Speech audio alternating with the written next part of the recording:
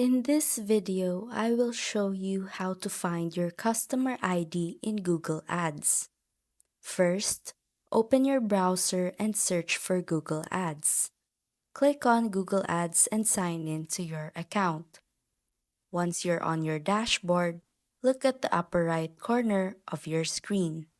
You will see a row of settings such as appearance, refresh, help, and notifications.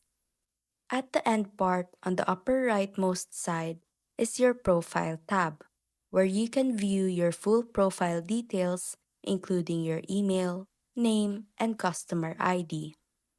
Click on your Profile tab and you can now copy your customer ID.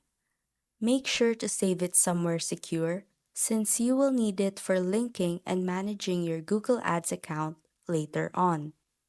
And that's how to find your customer ID in Google Ads.